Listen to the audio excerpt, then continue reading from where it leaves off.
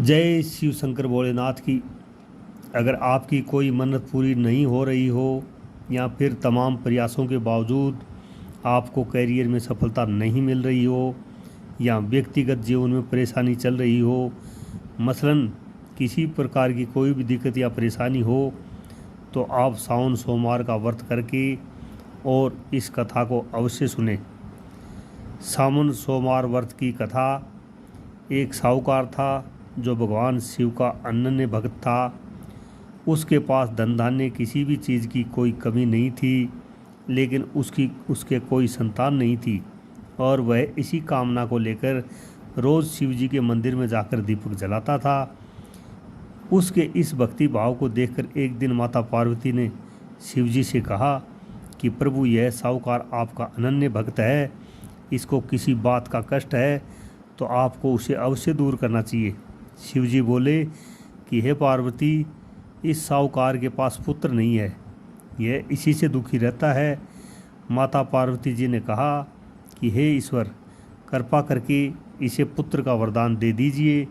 तब भोलेनाथ ने कहा कि हे पार्वती, साहूकार के भाग्य में पुत्र का योग नहीं है, ऐसे में अगर इसे पुत्र प्राप्ति का वरदान मिल भी गया तो वह केवल 12 वर्ष की आयु तक ही जीवित रहेगा। यह सुनने के बाद भी माता पार्वती जी ने कहा कि हे प्रभु, आपको इस साहूकार को पुत्र का वर देना ही होगा, अन्यथा भक्त क्यों आपकी सेवा पूजा करेंगे। माता की बार बार कहने से भोलेनाथ ने साहूकार को पुत्र का वरदान दिया, लेकिन यह भी कहा कि वह केवल 12 वर्ष तक ही जीवित रहेगा।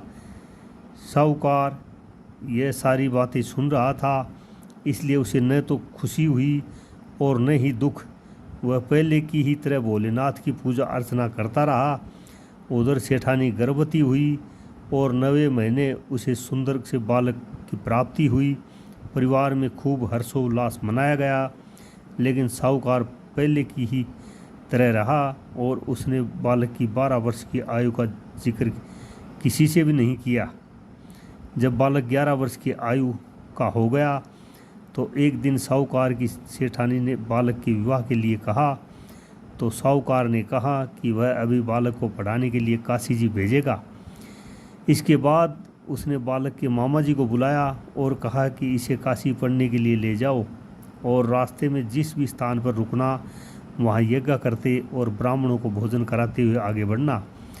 उन्होंने भी इसी तरह से करते हुए जा रहे थे कि रास्ते में एक राजकुमारी का विवाह था। जिससे उसका विवाह होना था वह एक आंख से काना था। तो उसके पिता ने जब अति सुंदर साहूकार के बेटे को देखा तो उनके मन में आया कि क्यों न इसे ही घोड़ी पर बिठाकर शादी के सारे कार्य संपन्न करा लिए जाएं।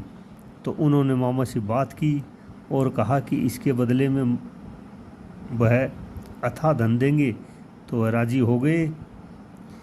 इसके बाद साहूकार का बेटा विवाह की वेदी पर बैठा और जब विवाह कार्य संपन्न हो गए तो जाने से पहले उसने राजकुमारी की चुंदरी के पल्ले पर लिखा कि तेरा विवाह तो मेरे साथ हुआ, लेकिन जिस राजकुमार के साथ भेजेंगे वह तो एक आंख से काना है।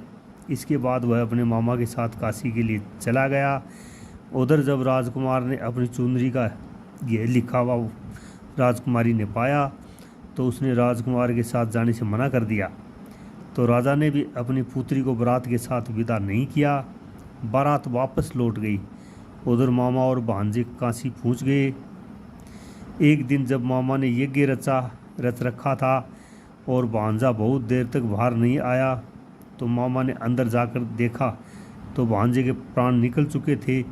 वह बहुत परेशान हुए, लेकिन सोचा कि अभी रोना पीटना मचाया तो ब्राह्मण चले जाएंगे और यज्ञ का कार्य अधूरा रह जाएगा। जब यज्ञ संपन्न हुआ तो मामा ने रोना पीटना शुरू किया। उसी समय शिव पार्वती जी वहाँ से जा रहे थे। तो माता पार्वती जी ने शिव जी से पूछा, हे प्रभु, ये कौन रो रहा है। तभी उन्हें पता चलता है कि यह तो भोलेनाथ के आशीर्वाद से जन्मा साहूकार का पुत्र है। तब माता पार्वती जी कहती हैं कि हे स्वामी, इसे जीवित कर दें, अन्यथा रोते रोते इसके माता पिता के प्राण निकल जाएंगे। तब भोलेनाथ ने कहा कि हे पार्वती, इसकी आयु इतनी ही थी, सो वह भोग चुका है। लेकिन माँ के बार बार आग्रह करने पर भोलेनाथ ने उसे जीवित कर दिया। लड़का ओम नमः शिवाय करते हुए जी उठा और मामा भांजे दोनों ने ईश्वर का धन्यवाद दिया और अपनी नगरी की ओर लौटे। रास्ते में वही नगर पड़ा और राजकुमारी ने उन्हें पहचान लिया। तब राजा ने राजकुमारी को साहूकार के बेटे के साथ बहुत सारे धन धान्य के साथ विदा किया। उधर साहूकार और उसकी पत्नी छत पर बैठे थे। उन्होंने यह प्रण कर रखा था कि यदि उनका पुत्र सकुशल नहीं लौटा तो वह छत से कूदकर अपने प्राण त्याग देंगे। तभी लड़के के मामा ने आकर साहूकार के बेटे और बहू के आने का समाचार सुनाया, लेकिन वे नहीं माने। तो मामा ने शपथ पूर्वक कहा।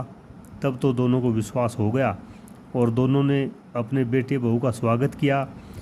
उसी रात साहूकार को स्वप्न में शिवजी ने दर्शन दिया और कहा कि तुम्हारे पूजन से मैं बहुत प्रसन्न हुआ। इसी प्रकार जो भी व्यक्ति इस कथा को पढ़ेगा या सुनेगा उसके समस्त दुख दूर हो जाएंगे और मनोवांछित सभी मनोकामनाएं पूर्ण होंगी और धन वैभव और संपत्ति सब कुछ प्राप्त होगा।